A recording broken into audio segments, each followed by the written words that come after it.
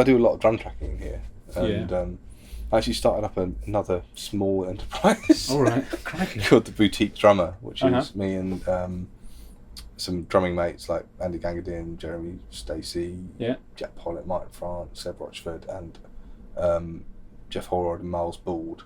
All got together in this kind of drum cooperative online. Right. So we're sort of, the main problem with session sites, remote session sites, is someone wants to take a cut. So you get inflated fees and sort of dealing with the manager. This just puts you straight into like the best drummers that you know. All is that guys. Online now? Yeah, it's just the boutiquedrummer.com. You just go to that and you can go straight to Jeremy and book Jeremy. And there's a whole load of rates.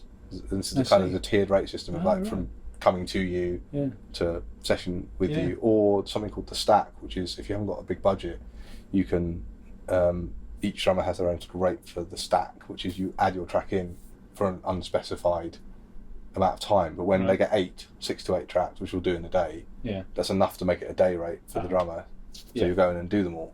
So it means you can possibly work with some really high people for not super money, as long as you've got the triangle, quick, fast, good. It's like as long as the fast thing isn't there.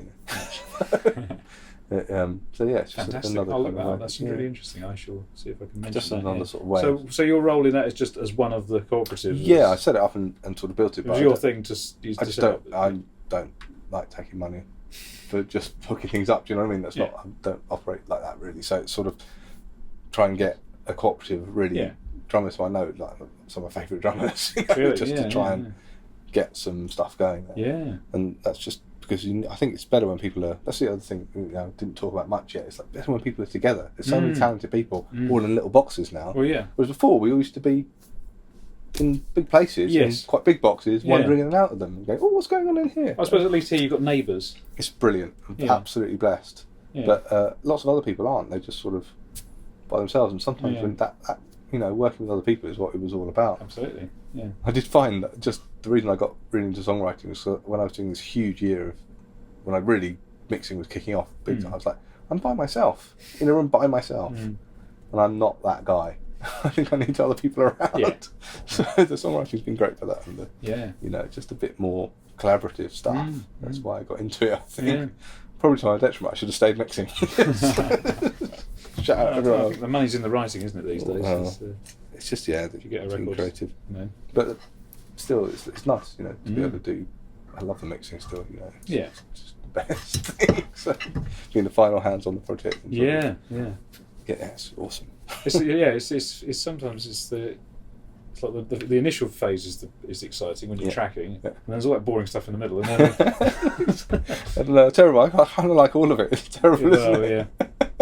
I really fun. Yeah, it's great, isn't it? It's good though. It's quite good to do that. I haven't seen that for a long time. I reviewed that. I think when it came out. They're the sort of things you plug them in and go, yes, that is there's got a bit of magic to it. Brilliant. But they've made because there was a compressor as well, wasn't there? Oh yeah, the SOC, and that's a work of art. Tim's a genius, but that's as you see the rest of the stuff. I need something clean in amongst the filth. But it has got a magic about it. It's like. And the thermionic is the same thing, isn't it? Yeah. You turn it, it's like big sounding. Yeah, massive. I can think of a tiff actually, which is something that I annoyingly say sometimes. Is like when someone's asked me to tame something down, which often people do because it's that instinct to hear something and go, "Oh, I can hear that. That's probably wrong. Let's turn it down." Yeah. It's like, do you remember those really boring records you used to like when you were a kid that really got you excited? The really boring ones, but nothing really happened. It was a bit dull sounding. Do you remember those? Sort of that kind of feeling, because it's like you can be. That's a really instinctive feeling with people, I think, and you get it a lot when you're mixing. It's really tough, isn't it? Just turn. Mixed comments. Yeah. So, like the thing that you've made loud deliberately, turn it down. Yeah. Exactly. I think there's a famous quote my friend told me, which is, "Whatever the favourite thing you like most in the track is, that's definitely the thing that won't make the record." It does happen a lot. Yeah. I think, and that's possibly the secret behind it. Here's a top tip. If you want a top tip on plugins, right? It's again a bit of science. Sound radix high. It's magic. It's literal plugin magic. It's a phase sort of correlation to it. It lets you dynamic in real time. Sort of sorts out the phase of everything that's going into it. Right. It's incredible. I'll play you something with it on and off. It's mental. Yeah, there was. Somebody sent me a somebody told me about one of these. It's supposed to sort of correct the phase of everything. Yeah. I use it a lot on you put it on every channel? You can, you can put it on. I'm selective about what I put it on in different groups. And I tried it, and it was like a bit scarily good. Yeah, it's and then ridiculous. I thought this could be a whole new world if I get into this. Oh, it's a massive commitment, and you have to get into it from the beginning of the mix because it's so radical. Yes. It's so and it means you listen like on a complete. Yeah. And if the mix in it. Yeah. You don't use the faders anymore. Yeah. So it's a little bit. It's so worth it. I used it on all the Ritual albums because there's so much bass. The Ritual album. The Ritual, right? Okay. It's so much bass management, and their stuff's so soft and sort of kind of beautiful. You don't want this raging kind of insanely overhammered bass, right? But it's very interesting, amazing for sort of kicks and basses and things together. I don't know if it was the same thing, but it was somebody told me about it, and I downloaded the demo. And tried it and was like, yeah, this is amazing. And then he messaged me and said, no, it actually wasn't that one. It was the other one they did. They do a drummer lining one. I don't know if it was awesome. That. I can't remember what it was there, but there were two sort of vaguely similar things. Oh, they do.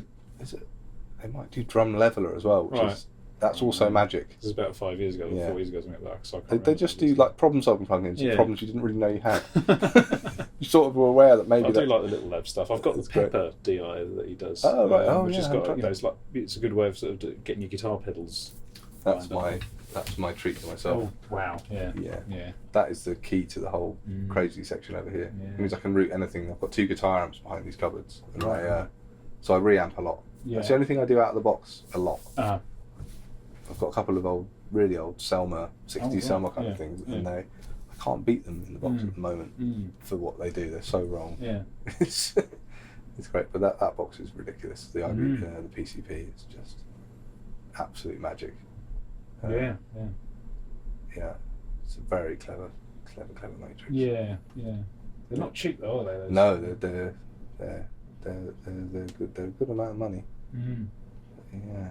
Got some good toys. I like your toys. Yeah, I route things to it quite often. Right. And just fly it back up. This whole thing kind of is separate than the rest of the rig. You can just run it all standalone, and then.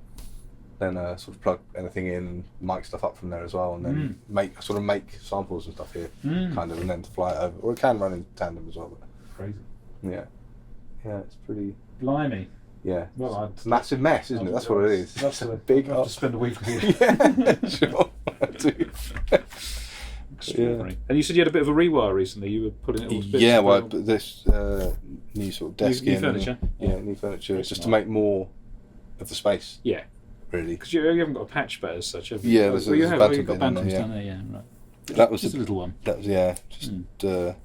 was full of stuff, but it's well. On that note, we should stop. Really, we will never get rid of us. Yeah, you've got a session to do. Sorry, we've been chatting away for more than an hour now. Thank you so much, Jack. Yeah. Are you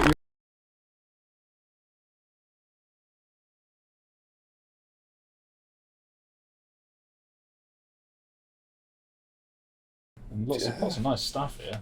Yeah, you could just stare at the rack and talk about everything. Yeah, good bits. So, but you only ever use it on the way in. Yeah.